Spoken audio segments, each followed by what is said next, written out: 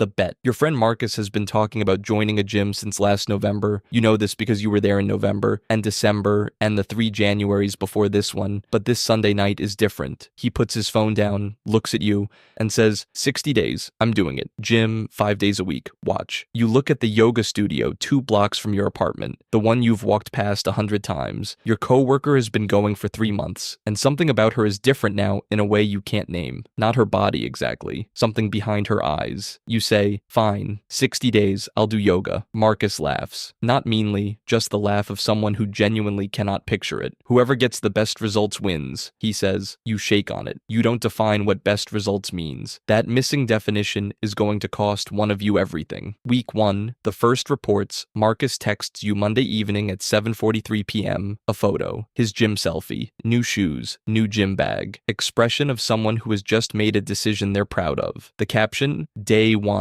Let's go. 23 people like it within the hour. You don't post anything from your first yoga class. Here's what happened to Marcus on day 1. He did 40 minutes of cardio, some bicep curls he watched a YouTube tutorial for that morning, and 3 sets of chest press. He left feeling like a different person. He bought a protein shake on the way home. He downloaded a macro tracking app. He told 3 people at work the next morning. Here's what happened to you on day 1. You walked into a room with wooden floors and no mirrors. 8 strangers on mats. An instructor named Rosa. You rolled out a mat that the studio lent you because you don't own one yet. It smelled faintly of someone else's effort. Rosa said, find a comfortable seat, close your eyes, just notice your breath. You sat there with your eyes closed thinking about your grocery list. For the entire first class, your mind refused to stay in the room. You leave thinking, I may have made a mistake. Week 2, the scoreboard appears. Marcus loses 4 pounds in week 2. He texts you a photo of the scale. You congratulate him genuinely because you are a good friend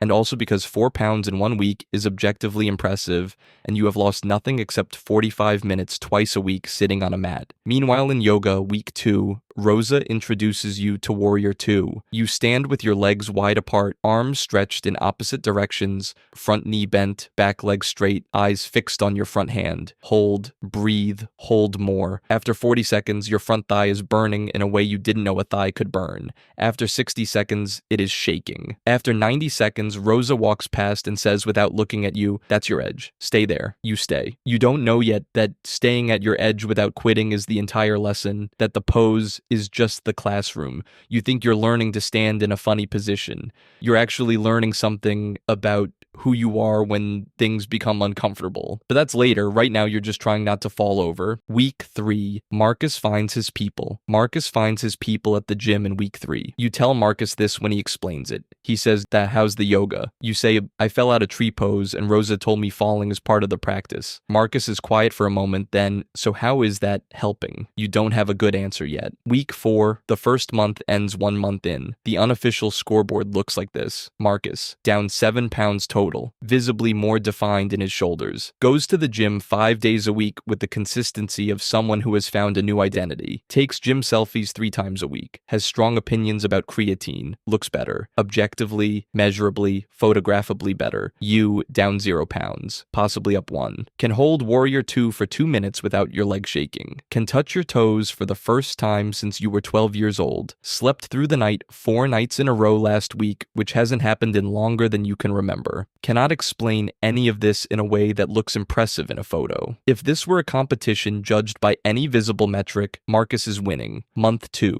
where it gets complicated. Marcus hits his first wall in month 2. The weight loss slows. 7 pounds became 8 over 3 weeks. 8 became 8.5. The scale that moved so quickly at the beginning has developed opinions about staying still. Marcus does more cardio. The scale goes up 2 pounds. He cuts his calories further. His lifts suffer. He's tired in a way that feels different from good tired. He starts researching. He reads 17 contradictory articles in 1 evening and goes to bed more confused than when he started. Meanwhile, in yoga, month 2, something happens that you don't know how to explain to Marcus. You are in pigeon pose, deep hip opener, and Rosa says quietly to the room, breathe into what you find there. What you find there has no name. 30 seconds into the pose, something in your chest shifts, like a pressure you'd been carrying so long you forgot it was weight. Your eyes get wet. You breathe through something that is not sadness exactly, not grief exactly, but is in that neighborhood. You call it the the most unexpected Tuesday evening of your life. You don't post about it. There is no way to post about it. Month 2,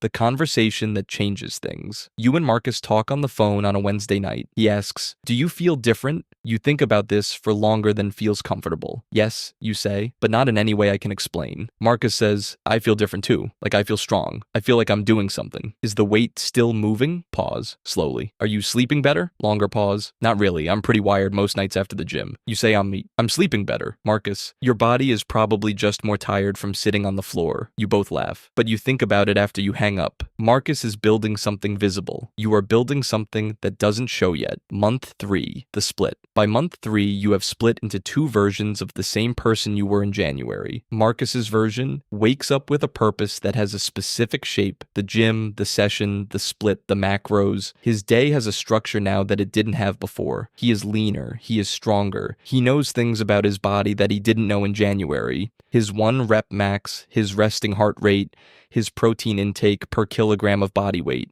He has turned himself into a project, and the project is progressing. Your version wakes up differently, not with urgency, but with something quieter, something that feels less like a starting gun and more like an opening. You have started sitting for 10 minutes before you pick up your phone in the morning, not meditating exactly, just sitting, just being in the room before the day claims you.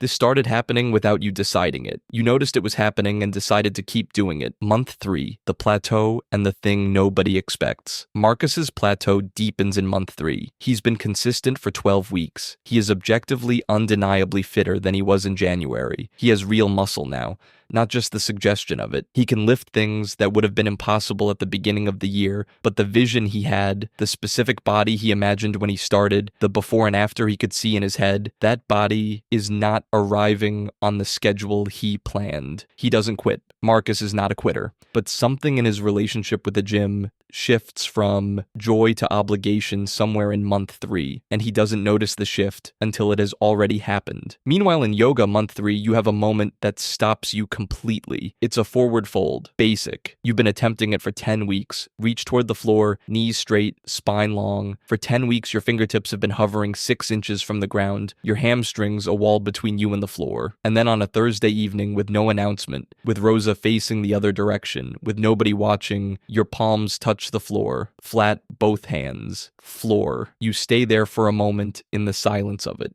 Nobody saw it. There's nothing to photograph. The number on a scale did not change because of it. It will not look like anything in a before and after. Month 4, what the gym is building in Marcus, you have to be honest about this, because the script that says the gym is wrong would itself be a lie. Look at Marcus in month 4. He is genuinely transformed in ways that matter. He walks differently, not arrogantly, but with the specific posture of someone who has learned to carry their own weight and found out they're stronger than they thought. This is real. The gym did this. You tell Marcus this over coffee in month 4, and he looks almost surprised.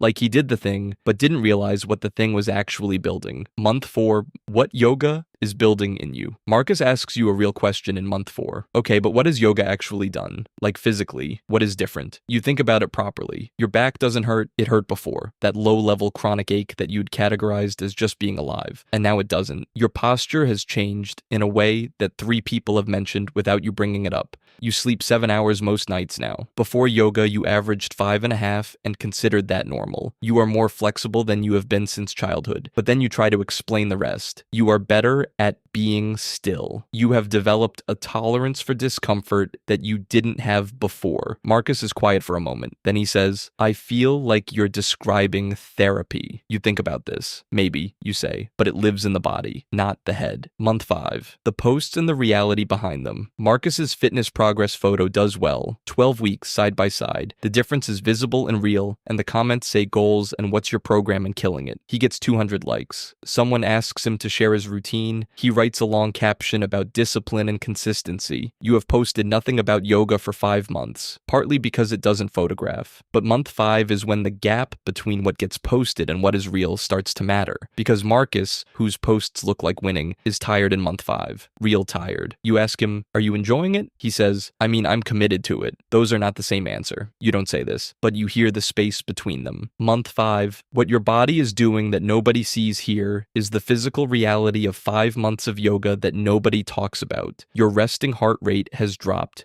You discover this by accident when you get a basic health checkup. Your cortisol levels, if you tested them, would be lower. You carry this information not as superiority. Month 6, Sunday night, again, 6 months. Same Sunday night energy as January, but everything is different. You and Marcus sit across from each other at the same dinner table where you made the bet. He looks different, noticeably, undeniably different. You look different too, subtler. The change in you is not the kind that announces itself across a dinner table, but your posture has changed in a way that makes you look somehow more like yourself. Marcus says, Miam, okay, who won? And here is where the missing definition from month 1 finally matters. If the bet was about physical transformation, visible, measurable, photographable, Marcus won. Not even close. If the bet was about overall health, sleep, stress, inflammation, nervous system function, the answer is genuinely complicated. You're sleeping better. Your back doesn't hurt. Your anxiety has a different texture. These are real outcomes. If the bet was about sustainability, which practice do you see yourself doing in 5 years and 20 years? That answer might be different again. But if the bet was really about this, who has a better relationship with their body now than they did in January? That is the question neither of you thought to define, and it is the only one that was ever worth asking. The answer you came for. You want to know which one to do. The gym will change your body faster, more visibly, more dramatically. It will give you community, structure, measurable progress. These are not small things. These are some of the best things a physical practice can give a person. Yoga will change you more slowly. From the inside out, it will build flexibility your joints will thank you for in 20 years. It will change your nervous system in ways that don't show in photos. What you actually need is probably what you probably don't want to hear. You need both. Not because choosing one is wrong, because the gym without yoga is a body getting stronger, while the person inside it stays tense and reactive and disconnected from what all the work is actually for.